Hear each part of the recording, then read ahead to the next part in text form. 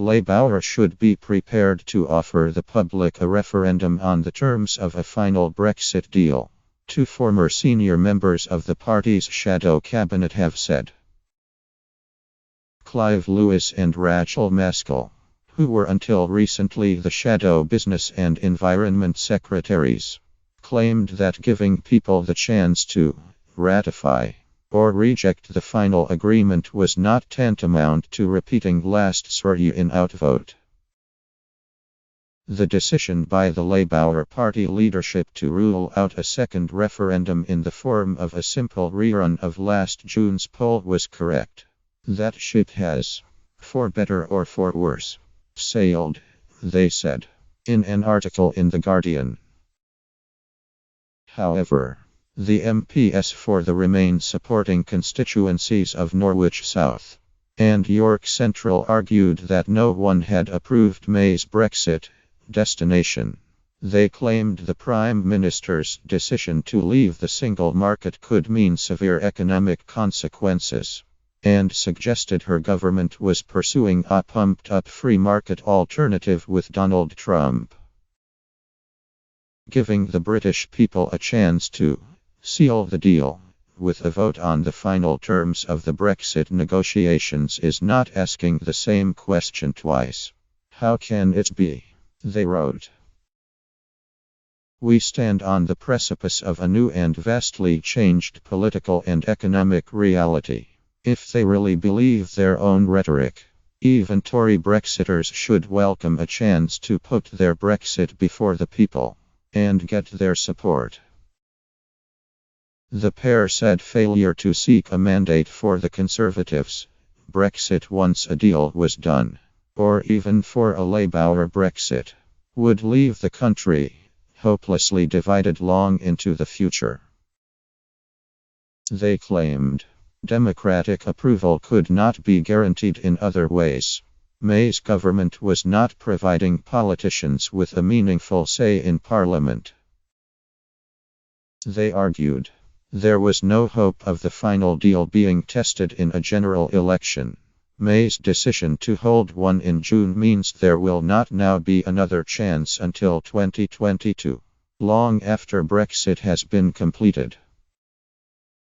Their intervention has echoes of the Liberal Democrat pledge on a fresh vote, which is being used as a fiercely pro-EU pitch at the most passionate Remain supporters.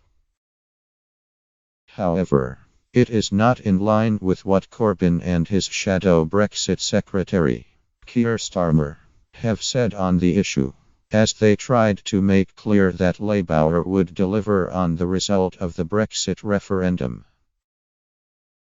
Starmer ruled out another referendum even if May failed to negotiate any deal, and Britain was forced to crash out of the EU, during an interview with ITV's Robert Peston. A Labour source said, Labour has been clear. We accept the referendum result but will prevent a reckless Tory Brexit. We will put the economy first. Prioritise the single market and customs union. Protect workers' rights and the environment. We will give certainty to EU nationals and a meaningful vote to Parliament on the final Brexit deal. Labour are not calling for a second referendum and this will not be in Labour's manifesto. However, MPs like Lewis and Maskell, who resigned from their frontbench positions over Labour's decision to back the Prime Minister on Article 50, believe there could be hope further down the line. They point to comments by the shadow Brexit minister, Paul Blomfield, who claimed that Labour was a party of Democrats, which could change its position in the future if there was popular demand for a second referendum. In their article, Lewis and Maskell claimed that the previous Tory leader, David Cameron, had made no plans whatsoever for the prospect of Brexit, so it was only now that its form was taking shape.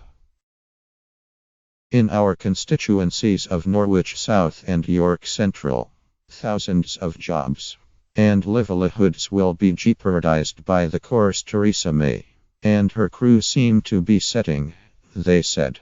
And after years of their own brutal cuts to the civil service, they now find themselves without the expertise needed to agree the right trade deals.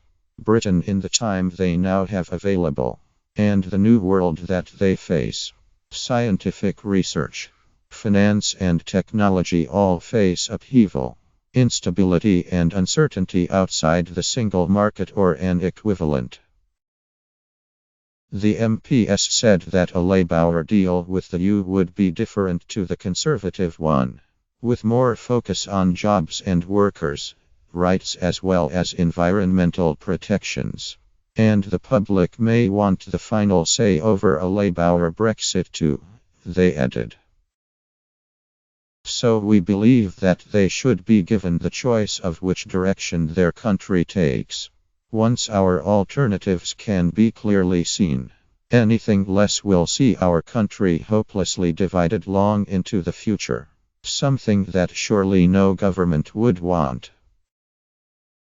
A senior Conservative source said, "This is further evidence, if more was needed, that Labour and the Lib Dems would do a stitch-up to weaken our hand in the Brexit negotiations.